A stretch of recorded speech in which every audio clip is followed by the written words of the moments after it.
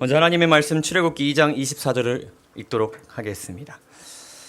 여러 해 후에 애굽왕은 죽었고 이스라엘 자손은 고된 노동으로 말미암아 탄식하며 부르짖으니 그 고된 노동으로 말미암아 부르짖는 소리가 하나님께 상달된지라. 애굽의 종으로 노예로서 살아가던 백성들이 너무 힘들다고 하나님께 부르짖었습니다. 빨리 이 노예 생활로부터 우리를 구출하여 주시옵소서 부르짖었습니다. 이에 대해서 하나님께서 신비로운 방법으로, 그리고 모세라는 아주 귀중한 믿음의 조상을 통해서, 지도자를 통해서 그들을 구원해 내셨습니다. 놀라운 기적이 아닐 수 없고 그들의 마음 가운데 큰 해방감과 함께 자유를 느낄 수 있는 그런 경험을 하나님께서 허락하셨습니다. 그래서 그들이 시내산에 당도하게 되었을 때 하나님께서 십계명을 주시려고 하셨을 때 그들이 이렇게 마음을 합하여 고백하였습니다. 백성이 일제히 응답하여 이르되 여호와께서 명령하신 대로 우리가 다 행하리이다. 나를 노예된 그 상태에서 해방시켜 주신 분을 위해서 내가 무엇이든 말씀하시는 것 다 행하겠습니다의 마음 상태가 된 것입니다. 자, 그런데 그들이 시내산에 당도하기 이전부터 아주 이상한 사상과 생각들이 백성들 사이에서 퍼져나기 시작했습니다. 그들이 이렇게 고백하였습니다. 우리가 애굽에서 당신에게, 곧 모세에게 한 말입니다. 이른 말이 이것이 아니냐. 그러니까 애굽을 떠날 때 그들이 한 말이 있었다는 것이에요. 이르기를 우리를 내버려 두라. 나오고 싶지 않았던 사람들이 있었던 것입니다. 그들이 이야기하기를 우리가 애굽 사람을 섬길 것이라 하지 아니하더냐. 애굽 사람을 섬기는 것이 광야에서 죽는 것보다 어떻다? 낫겠다. 속박에서 벗어난 현재의 삶보다 옛 노예 생활이 더 낫다고 이야기하고 있습니다. 지금 이 사람들은 뭐라고 이야기하는 것이냐면 현재의 광야 생활이 옛 노예 생활보다 더 어떤 생활, 더 속박된 생활로 느끼기 시작했던 것입니다. 그들은 구원은 받았으나 해방과 자유의 기쁨을 계속해서 누리지 못한 것입니다. 심지어는 그들이 홍해를 건넌 지 얼마 되지 않은 시점인데도 불구하고 말이죠. 그러니까 우리가 침례식을 통하여서 침례를 받고 거듭남을 경험하고 또 꼭 침례식이 아닐지라도 우리가 살면서 정말 예수님을 통하여서 뭔가 이렇게 내 마음이 새롭게 되는 것을 경험합니다. 뭔가 정말 하나님을 위해서 내가 모든 것 다 할 수 있을 것만 같고 그렇게 하고 싶은 마음이 있는데 그 마음이 얼마 가지 못하고 이상하게 바뀌기 시작하는 것입니다. 참 희한한 일이 발생한 것입니다. 그들이 죄에 속박된 삶 속에서 이 속박됨이 힘들어서 하나님께 부르짖어가지고 하나님을 통해서 자유를 얻었는데 하나님과 그 얻은 자유를 가지고 동행하는 삶 속에서 뭐를 느껴요? 속박을 느껴가지고 그들이 다시 자유를 얻으려고 어디로 돌아가는 거예요? 우상에게로 돌아가는 것입니다. 저 또한 그러했고 제가 살아오면서 많은 그리스도인들, 특별히 재림 성도들 가운데 이렇게 사는 사람들을 참 많이 발견했습니다. 저와 함께 뜨겁게 신앙하였고 사역하였고 함께 동거동락했던 믿음의 형제들이 정말 그 죄 속에서 하나님께서 나의 부르짐을 들으시고 구원해 주셨다는 사실, 그것을 믿고 의지하면서 열심히 신앙생활을 하다가 보니까 점점 이 신앙생활이 점점 나를 어떻게 하는 것 같아요? 속박하는 것 같아요.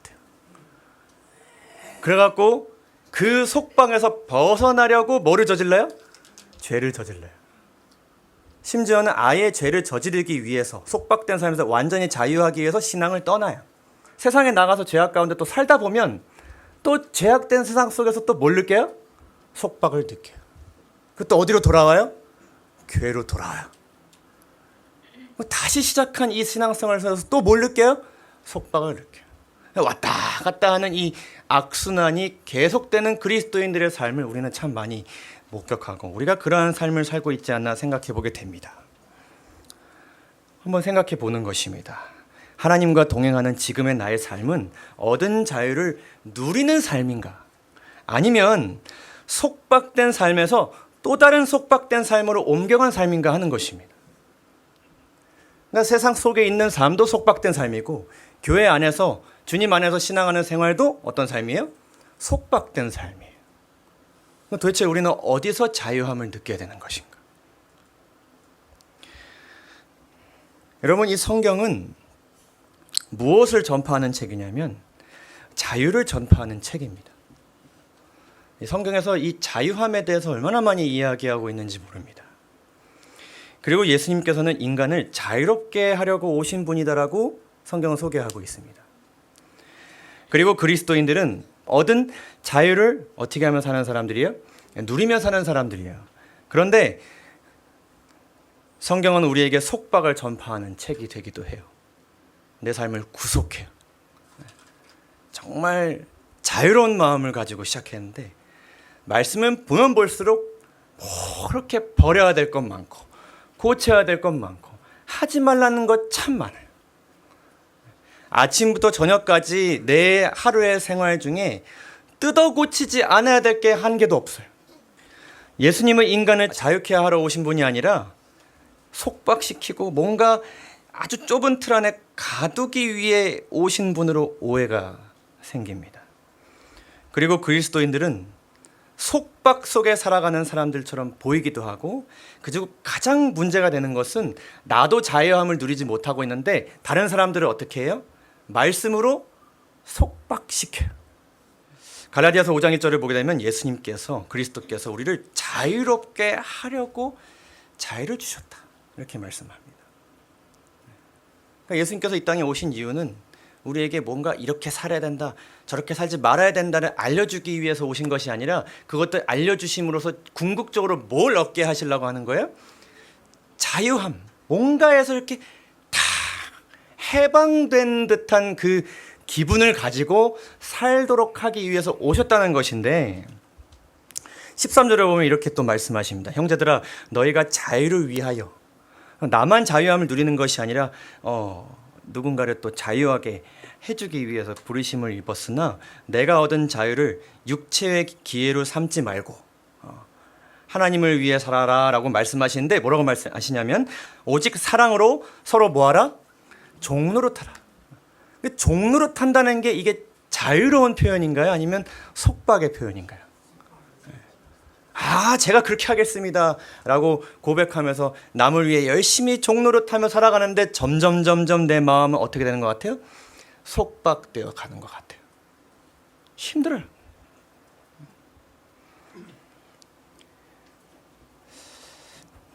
이러한 마음을 가질 수 있는 우리 자신을 되돌아보면서 우리는 어떻게 하면 참된 자유를 계속 누릴 수 있는가 생각해 보고자 하는 것입니다. 중요한 주제일까요?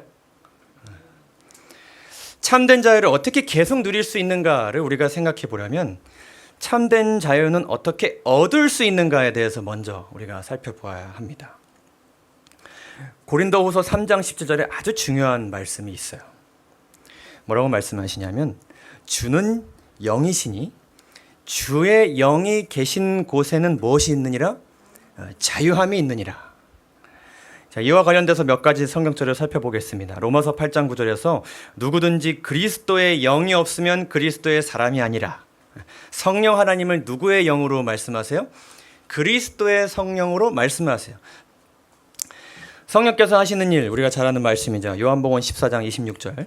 보혜사 곧 아버지께서 내 이름으로 보내실 성령, 그가 너희에게 모든 것을 가르치고 내가, 곧 누가?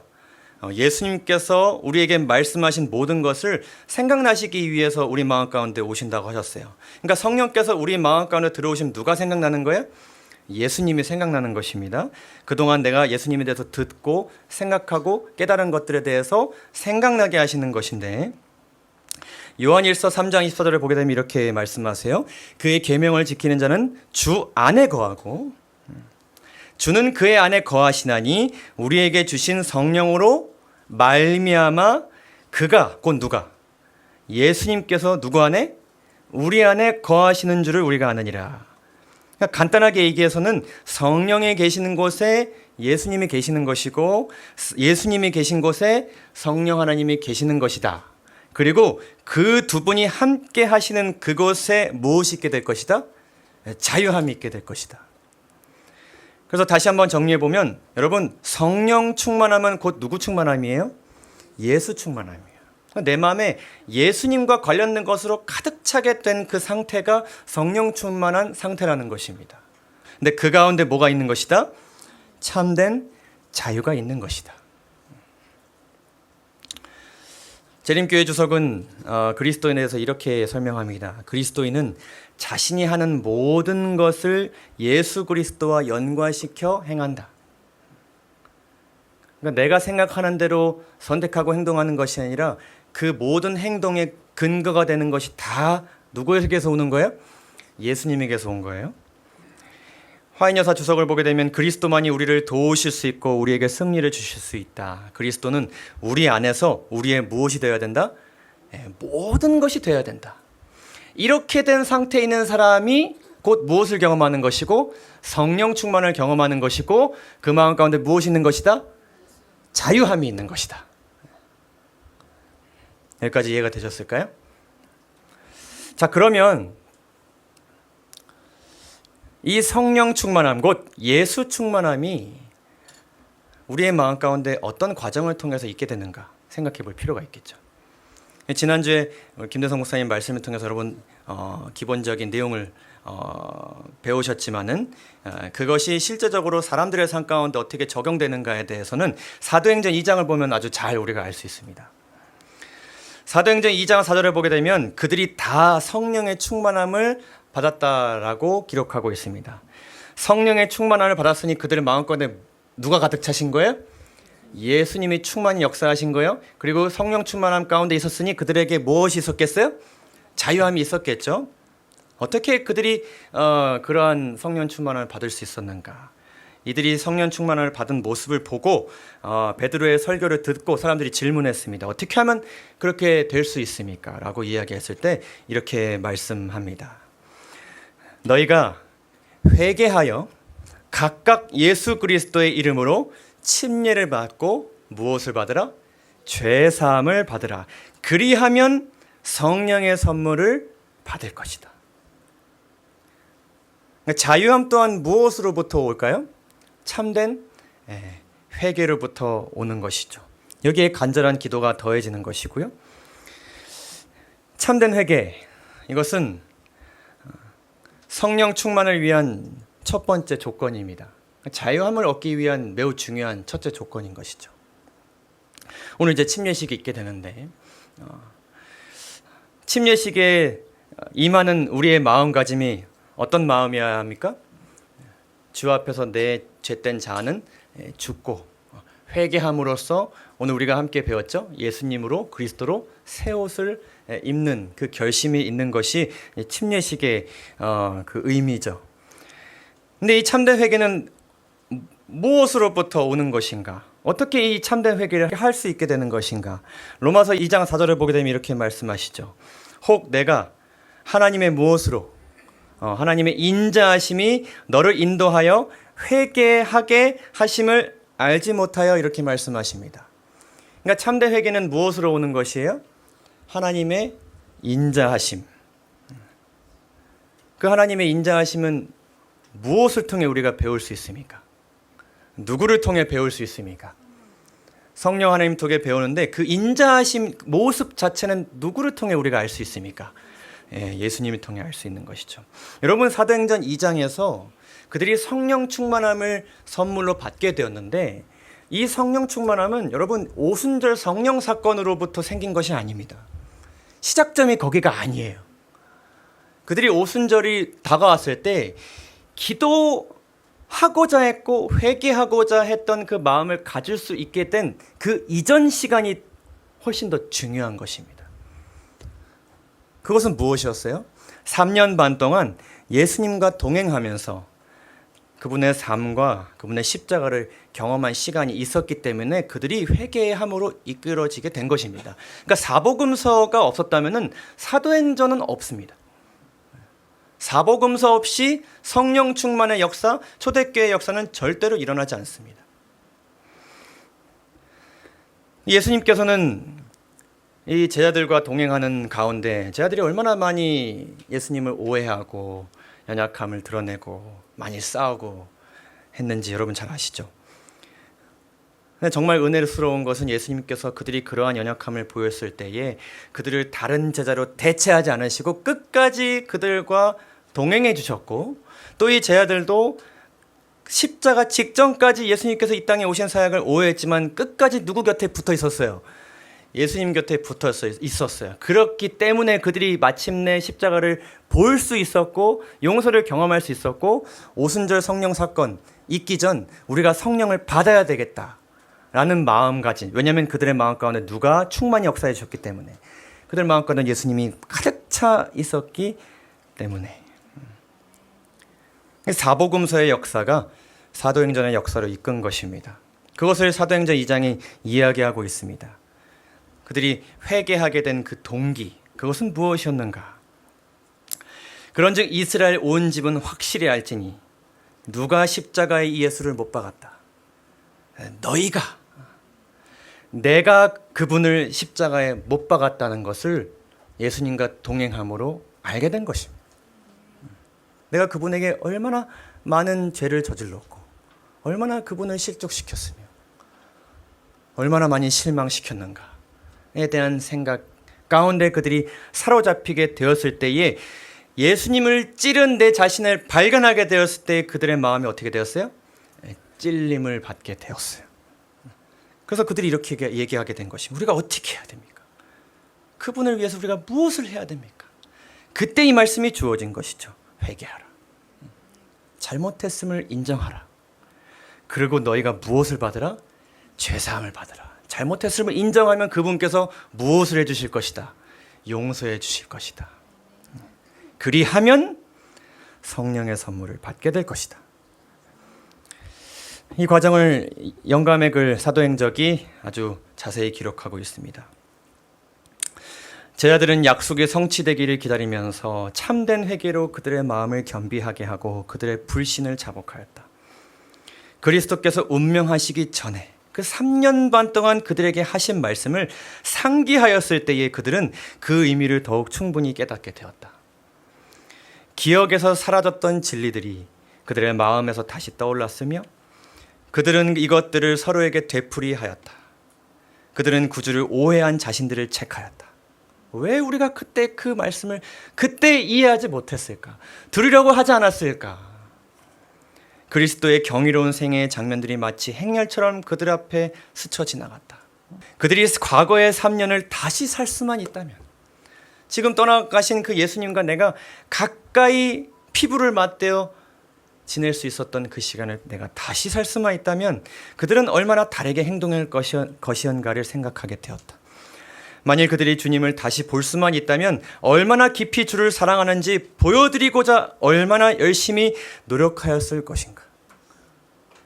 이해가 둔하여 그분을 슬프게 한 일이 얼마나 많았던가. 그리고 그들의 유익을 위하여 그분이 가르치고자 노력하신 그 교훈들을 깨닫지 못했던 것을 생각하게 될 때에 그들의 마음은 슬픔으로 가득 찼다. 산상보훈은 이렇게 기록합니다. 사람이 십자가에 들리신 예수님을 바라볼 때는 인간의 죄가 무엇인지를 분별하게 된다. 그는 영광의 주님을 징벌하고, 누가요? 죄를 짓는 내가 십자가에 그분을 못 박게 한 것이 죄라는 것을 깨닫는다. 말로 다 할 수 없는 따뜻한 사랑을 받았음에도 불구하고 어떻게 해서? 계속해서 배은망덕과 반역으로 일관된 생애를 살아왔음을 알게 된다. 그러한 지난 상반기를 살아왔으면 알게 된다. 그러한 오늘 하루를 살아왔으면 우리가 알게 되는 것입니다. 그는 가장 좋은 친구를 버리고 가장 귀중한 하늘의 선물을 모독해온 것이다. 계속해서, 그것도 어떻게 해요? 직접 하나님의 아들이 십자가에 못 박으며 상처를 받아 피가 흐르는 그분의 심장을 찔러온 것이다. 그는 넓고 어두운 깊은 죄의 심연에 의해 하나님과 분리되어 있어 가슴이 찢어지는 슬픔을 느낀다. 이러한 것을 제자들이 느끼게 된 것이고 회개하게 된 그들이 느끼게 된 것입니다. 그래서 그들 마음 가운데 예수님께서 충만히 역사해 주셨을 때 그들은 이러한 변화를 경험하게 되었습니다. 그러나 그들, 곧 그분을 찌른 그들은 용서를 받았다는 생각으로 위로를 받았다. 생각하면 생각할수록 도저히 우리는 무엇을 받을 수 없는 사람들이에요? 용서와 자비를 받을 수 없는 사람들인데 용서를 해주셨다는 사실, 그것으로 위로를 받았다. 그러니까 자신을 죽인 사람을 용서해 주신 것이죠. 그래서 그들이 계속 가지고 있었던 불화, 서로 시기하고 질투하고 최상권을 잡으려는 모든 욕망, 계속 그들이 뭘 가지고 싸웠어요? 누가 크냐? 내가 더 크다. 그 싸움을 하면서 예수님의 말씀을 듣지 못했던 그 모든 기억들을 떠올리면서 이것을 버리고자 했습니다. 씻어버리고 싶은 더러운 것들로 느껴진 것이죠. 그들은 그리스도인 교제를 통하여 모두 친밀해졌다. 모두를 다 서로 용서하고 부둥켜 안고 울고 함께 기도하게 된 것입니다. 그들은 하나님께 더 가까이 나아갔으며 더 기도하고자 했으며 더 말씀을 보고자 했으며 이러한 생활을 통하여 그들은 그리스도와 밀접한 교제를 할 수 있다는 것이, 지금 그런 교제를 할 수 있는 생명이 우리에게 주어졌다는 지금의 시간이 얼마나 큰 특권인지를 그들이 깨닫게 된 것입니다. 우리는 벌써 죽을 수 있었고 예수님께서 벌써 다른 사람으로 대체할 수 있었던 그런 존재였지만은 여전히 우리는 주님의 제자로 지금 이 자리에 있다는 것이 얼마나 우리에게 큰 은혜인지를 그들이 깨닫게 된 것입니다. 이 준비의 날들은 깊은 마음을 살피는 날들이었다. 제 아들은 영적인 필요를 느끼고서 저희를 영혼 구원 사업에 적합하게 해줄 거룩한 정렬을 달라고 주께 부르짖었다. 그래서 다르게 살고 싶은데, 예전과 다르게 살고 싶은데 내가 여전히 뭐예요? 부족해요. 능력이 부족하고 지혜가 부족해요. 그러니 뭘 간구할 수밖에 없었어요? 성령을 간구하지 않을 수가 없었어요. 자, 그렇게 해서 이들이 참된 예수와 성령이 충만하게 임하실 수밖에 없는 회개를 하게 되었을 때에 그들에게 자유가 주어졌습니다. 그들은 어떤 자유를 얻게 되었는가? 누가복음 4장을 보면 예수님께서 그분이 오신 그 사명에 대해서 이야기하셨을 때 이렇게 말씀하셨습니다. 누가 내게 임하셨으니? 주의 성령이 내게 임하셨으니. 그러니까 예수님도 성령 충만함을 통해서 이 사역을 하신 것입니다. 우리도 성령 충만함을 통해서 예수님께서 주고자 하신 것을 받을 수 있다는 말씀을 또 우리가 깨닫게 되는 것인데, 주의 성령이 내게 임하셨으니 이는 가난한 자에게 복음을 전하게 하시려고, 그리고 내게 기름을 부으시고 나를 보내사 어떤 자에게 자유를 포로된 자에게 자유를, 눈먼 자에게 다시 보게 함을 전파하며 어떤 자에게 자유를, 눌린 자를 자유롭게 하고 주의 은혜의 해를 전파하게 하려 하심이라 하였더라. 여기서 자유와 관련된 두 가지 중요한 말씀이 나오는데, 이 제자들, 성령 충만함을 받았던 그 사람들이 이 두 가지의 자유를 얻지 못했던 상태였다는 것이죠. 포로된 자에게 자유를 주셨다. 이 포로된 자들은 어떤 사람들이었는가? 그들은 사단의 정죄를 받았던 사람들이었습니다. 그들은 이 정죄로부터 자유하게 되었습니다. 우리가 대쟁투의 역사를 우리가 보게 되면 사단이 우리를 끊임없이 고발한다는 것을 우리가 잘 알고 있습니다. 뭐라고 이야기하나요? 온 우주에 뭐라고 이야기하나요? 저들도 나처럼 죄를 저질렀는데 어떻게 용서를 받고 구원을 받을 수 있습니까? 그럼 누구도 용서받고 구원받아야 돼요. 나도 용서받고 구원받아야 돼요. 근데 나는 왜 멸망의 대상으로 지정되면 저 사람들은 어떻게 저렇게 영생을 얻을 수 있습니까? 한 번도 죄를 저지르지 않은 사람들이 영생을 얻을 수 있는데 이거 불공평한 거 아닙니까? 우리가 요즘 국민들이 제일 많이 분노하는 것이 무엇입니까? 똑같은 법 조항이 있고 처벌 조항이 있는데 누구에게는 이만큼 적용되고 누구에게는 요만큼 적용되는 것이죠. 사단의 이 송사는 전혀 근거 없는 이야기가 아닙니다. 충분히 할 수 있는 그런 고발 내용입니다. 그러나 예수님께서 우리를 변호하시기를 이들이 진심으로 회개하고 나를 믿는 자들이다. 그리고 나는 그렇게 하는 저들의 죄값을 누가 모두 치렀다? 내가 모두 치렀다. 그러므로 저들은 이제 무엇하다? 무죄하다. 그리고 나도 저들을 더 이상 뭐하지 않는다? 정죄하지 않는다. 정죄할 수 있는 근거가 이제는 뭐한 거예요? 사라진 것이죠. 그 사실을 깨닫게 되었을 때 그들 마음 가운데 무엇이 있었을까요? 자유함이 있었습니다. 끊임없이 죄와 살아가고 있는 이 마음 가운데 계속해서 불안함과 두려움과 하나님께서 나에게 더 이상 은총을 주시지 않는 것만 같은 마음이 있었지만은 예수님이 내 마음에 가득 차게 되었을 때 하나님은 나를 버리지 않으셨구나. 여전히 나를 그분의 제자와 또 사랑하는 종으로 여겨주고 계시구나라는 걸 깨닫게 되었을 때 그 마음으로부터 속박된 마음으로부터 자유함을 얻게 된 것이죠. 그렇기 때문에 그들의 마음 가운데는 그들을 속박했던 이 죄, 곧 예수님을 십자가에 찔러 죽게 한 그 죄를 다시 보게 되었을 때에 정말 쳐다도 보기 싫은 것이 되는 것이죠. 또한 예수님께서는 눌린 자를 자유롭게 하셨습니다. 이 부분이 굉장히 중요한 것인데 이 눌린 자들은 무엇의 정죄에 눌려 있었냐면은 율법의 정죄로부터 눌려 있었습니다. 이 재림교회 주석을 보게 되면은 압제적인 규정들에 눌린 자들이었다고 기록합니다. 마태복음 23장을 보게 되면 그 바리새인들과 서기관들이 사람들의 어깨에 무엇을 짊어졌어요? 무거운 어깨를 짊어주었어요. 그들이 자주 이야기한 것이 무엇인가 하면은 너 그래서 벌 받은 거야. 너 죄 저질러서 그 모양 그 꼴이 된 거야. 이 얘기를 많이 했습니다. 그럼 당연히 그것을 들은 사람은 뭐라고 생각했을까요? 벌 받았다. 누가 벌 주셨다? 하나님이 벌 주셨다. 그럼 난 누구로부터 끊긴 것입니까? 하나님부터 끊긴 것이에요. 난 버림받은 사람이에요. 당연히 그 삶에 자유가 있을 수가 없겠죠. 버려진 사람이니까요. 그런데 예수님이 내 마음에 충만하게 되었을 때에 나를 사랑하시는 그분의 그 마음이 너무나도 크고 목숨을 버릴 만큼의 사랑이었다는 것을 알 수 있게 되었을 때에 우리는 그분을 위해서 뭔가 하고 싶게 됩니다. 그래서 이 율법이 나를 속박시키는 무서운 법조항, 하나님께서 나를 계속 감시하시고 잘 지키나 보시는 그런 분이 아니라 우리에게 복을 주시기 위해서 율법을 주신 분으로 바뀌게 되는 것이죠. 그러면서 누가 시키지 않아도 뭐예요? 자발적으로 이것을 막 지키고 싶어요. 근데 시편 1편을 보게 되면 이 시편 기자가 뭐라고 얘기해요? 막 주야로 이거를 묵상하고 싶고 막 이거를 보는 것이 어떻다? 즐겁다라고 이야기하는 것입니다. 이 말씀을 주신 분이 나를 어떻게 해주셨기 때문에, 속박에서 건져주셨기 때문에. 로마서 7장을 보게 되면 이런 말씀을 하세요. 우리가 어떤 것에 대해서 죽었다?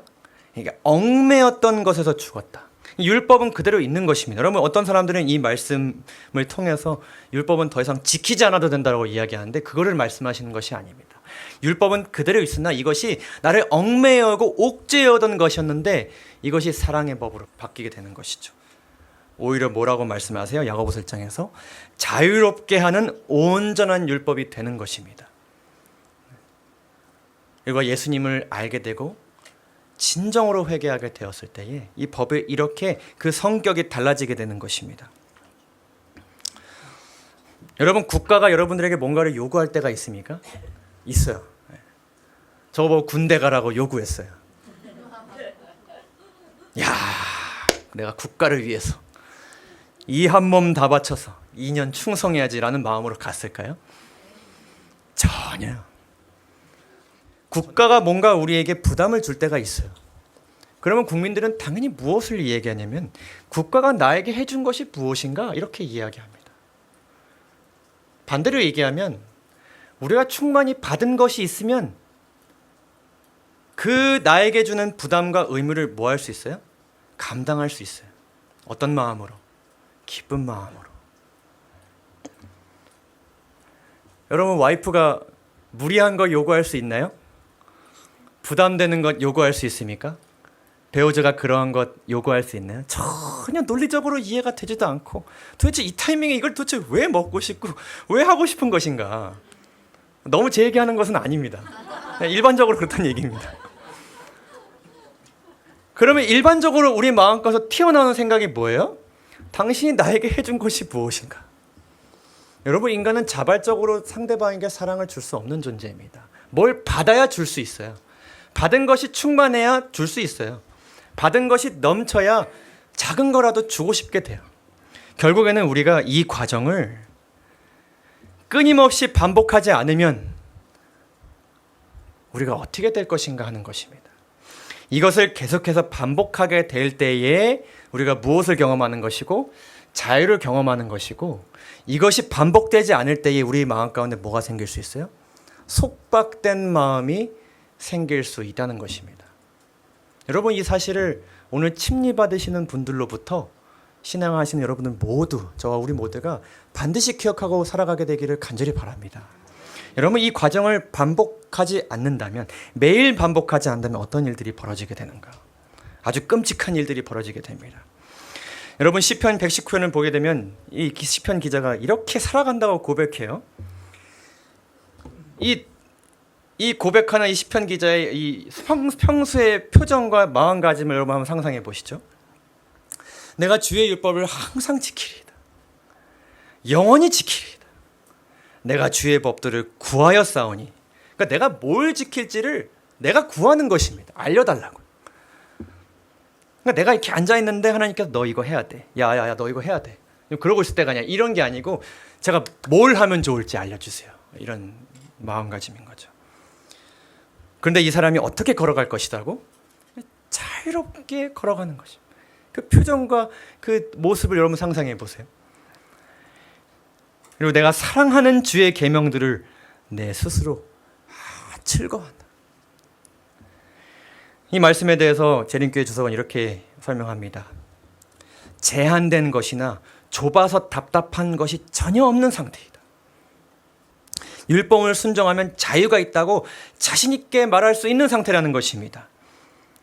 참된 거룩함에는 아무런 무엇이 없다? 속박이 없다. 그러나 뭐 하지 않는 사람에게는, 회개하지 않는 사람에게는 하나님의 임재, 나에게 다가오시는, 말씀으로 다가오시는 그 임재가 끊임없이 무엇으로 느껴지게 될 것이다? 구속으로 느껴지게 될 것이다. 처음에 침례를 받았을 때 이 신앙 영역이 이렇게 넓었는데 점점 좁아지는 거예요. 나중엔 내가 어디서 신앙생활하는 것 같아요? 어떤 고시원 방에서 쪼그리고 신앙생활하는 것 같아요. 근데도 하나님 다가와서 뭐라고 말씀하세요? 지금도 부족하다. 하나님의 품성이 너희는 하지 말지어다의 표현처럼 보이게 될 것이다. 스테판 브라운이라는 한 신학자가 쓴 율법 아래 있다고 느낄다는 책에서 이것에 대해서 아주 통찰력 있는 어떤 신학적인 견해를 우리에게 주고 있습니다. 잘 한번 보시면 좋겠어요. 교회가 안고 있는 문제는 우리가 율법으로 시작하였다가 불순종으로 마친다는 것이다. 그러니까 시작이 사복음서로 시작되어야 되는데 그것으로 먼저 시작하는 것에서 게을러지면서 뭐로 점점 시작하는 거예요? 내가 오늘 뭘 해야 되는가? 뭘 하지 말아야 되는가서부터 시작되는데 결국에는 율법으로 시작되는 것이 뭐 하려고 하는 거예요? 순종하려고 하는 거예요. 근데 그 결과가 뭐예요? 불순종이 되는 거예요. 참 이상한 일이죠. 그러다 보면 우리의 신앙생활은 규례와 규정들의 집합으로 무엇을 맞이하게 될 것이다? 종말을 맞이하게 될 것이다. 이 종말이 무엇인지 이따 설명하는데, 그리하여 이러한 규례들과 규정들은 점차 확대되고 광범위해져서 바리새인적인 종교, 곧 나와 주변 사람들을 규정 속에 속박시키는 신앙으로 전락하게 될 것이다. 그렇게 되면 예수님께서는 헛되이 죽으신 것이다. 이것이 종말입니다. 신실한 그리스도인들이 불순종하는 사람들로 바뀌게 되는 것이다. 잠시 뭐 하고 싶어요? 떠나고 싶어요. 자유를 찾아서 떠나고 싶어요. 그런 경우가 있는데 그 이유는 그들이 반항적이라든가 아니면 어떠한 것에 구애받지 않으려고 하기 때문이 아니다. 그들은 다만 어떻기 때문이다? 지쳤기 때문이다. 신앙생활하는 것이 이렇게 지쳐가는 것이죠. 계속해서 그들은 육신으로 율법을 지키고 또 지키려고 하지만 계속된 실패로 지쳐서 심신이 다 지쳐 문드러져 가지고 더 이상 할 수 없게 된다. 그리고 순종하기 위한 그들의 노력은 오히려 그들을 죄로 이끌고 왜 하나님은 이런 것일까? 성도들은 왜 이런 것일까? 나는 왜 이런 것일까? 라는 마음으로 이끌어가면서 이것은 무엇을 또 일으켜요? 싸움을 일으켜요. 내 안의 싸움, 타인과의 싸움을 일으켜요. 그것은 결국 분열과 패배를 낳게 된다. 그리고 패배는 더 많은 죄를 낳게 하고 결국에는 자발적이고 노골적인 불신앙에 이르게 된다. 더 이상은 난 못하겠다. 난 떠나겠습니다.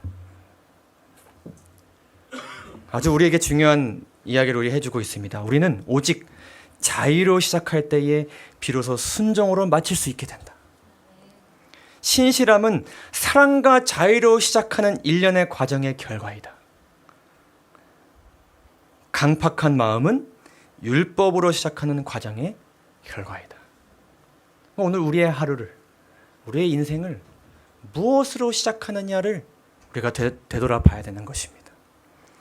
하나님의 자비하심을 통한 참된 회개는 참된 자유함으로 이끌고 이는 자발적이고 신실한 순종으로 이끌게 되는 것입니다. 이렇게 되었을 때 이 참된 자유의 열매는 무엇인가? 그 속박에서 벗어난 그 해방감을 우리가 느끼게 되었을 때 우리의 삶 가운데 어떤 열매들이 있게 되는 것인가? 여러분 갈라디아서 5장 22절과 23절을 보게 되면 무엇의 열매가 나옵니까? 성령의 열매가 나옵니다. 저는 이 말씀을 굉장히 오랫동안 별로 좋아하지 않았습니다. 이 성령 충만함의 열매라는 것이 저로 하여금 얼마나 많은 부담감을 주었는지 모릅니다. 여러분 이 성령 충만함 가운데 자유함이 있게 되었다는데 그 자유함과 이 열매들이 공존할 수 있다고 여러분 생각하시나요? 이것은 저희가 굉장히 큰 고민이었습니다. 왜냐하면 성령 충만함의 열매가 내 심령 가운데 맺어지지 않을 때에 내 마음에 뭐가 생기냐면 부담감이 생기는 거예요. 그래서 이 말씀을 제가 계속해서 상고하고 묵상하고 기도하면서 이 말씀을 성령 충만함을 통해 자유함을 주신다는 그 말씀을 제가 기억하면서 이 말씀을 계속해서 제가 보았더니 좀 내용이 이 의미가 달라졌습니다. 이 자유함의 시각을 가지고 이 성령의 열매를 바라봤더니 제 마음 가운데 이러한 깨달음이 있게 되었습니다. 몇 가지만 좀 살펴보겠습니다. 사랑의 열매. 사랑하기 힘든 대상이 우리에게 있습니까? 있습니다. 배신감 느낀 적 있고 상처를 받은 적 많이 있습니다. 근데 그런 대상을 우리가 예수님 충만함을 통해 사랑하게 되었을 때에 깨어진 관계들, 불화와 분열로 인한 내 마음의 그 찢어진 상처가 회복되고 그 관계들로부터 무엇을 얻게 돼요? 자유함을 얻게 돼요. 맞습니까? 화평하기 힘든 상황들이 있어요. 그 화평하기 힘든 상황들은 내가 야기한 경우도 많이 있고 다른 사람들이 있고 화평을 깨우는 경우도 많이 있어요. 교회 안에서 깨어지기도 하고 세상 가운데선 수도 없이 깨져요. 그러나 예수님 충만함을 통해 내가 화평하게 되므로 그 고난과 어려움들로부터 뭐하게 돼요? 자유하게 돼요. 상관이 없어요. 오래 참음. 오래 참기 힘든 상황들 어제도 있으셨죠? 참지 못한 내 자신 지난주도 많이 발견하셨죠? 더 기다려야 하는 줄을 알지만 기다리지 못하는 내 자신을 발견하게 됩니다. 그러나 예수님께서 조금 더 참게 해주셨을 때 내 마음 가운데 가득 찼던 조급함과 염려로 인한 스트레스로부터 무엇을 얻게 돼요? 자유를 얻게 돼요. 온유함입니다. 겸손하기 참 힘들어요. 아무리 생각해도 내가 좀 더 나은 것 같아요. 나만큼 열심히 하는 사람이 없는 것 같아요. 참 도와주지 않는 것 같아요. 따라오지 못하는 것 같아요. 그러나 예수님을 바라보게 되었을 때 그리고 겸손하게 되었을 때 내 마음을 가득 채웠던 자만과 교만함으로부터 뭐하게 돼요? 자유하게 돼요. 마지막으로 절제입니다. 끊기 힘든 것 많이 있죠. 먹는 것, 하는 것 참 많아요. 그러나 예수님 바라보면서 성령 충만함 가운데 어제보다 좀 더 참게 되었을 때 결국 참지 못해서 생기는 수많은 결과들로부터 우리가 자유할 수 있게 돼요.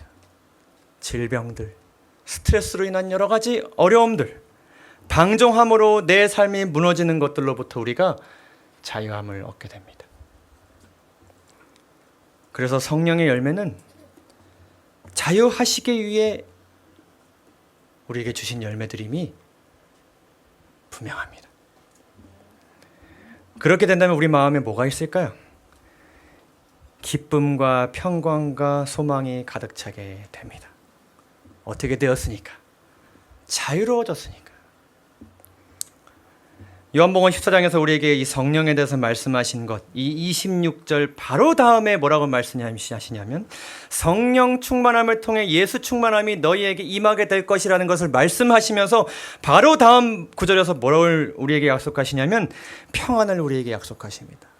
이 평안은 아무에게나 주어지는 것이 아닙니다. 성령 충만함과 예수 충만함을 통해서 자유를 경험한 사람들에게 주어지는 귀한 은혜인 것입니다. 여러분, 이 평안을 누리고 살고 싶지 않으십니까?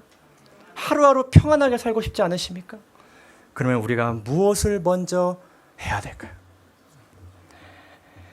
영감의 글을 보게 되면 이렇게 기록합니다. 주님은 당신의 백성이 곡하는 자들이 되는 것을 기뻐하지 않으신다. 주님 이러고 계속 그 그늘진 감정 속에서 진리라는 것만 붙들고 속박된 삶을 살기를 원하지 않으신다는 것입니다. 하나님의 백성이 하나님의 아들들이 누리는 그 자유를 누리도록 하시기 위해서 하나님은 그들이 죄를 무엇하기를 바라신다? 회개하기를 바라신다.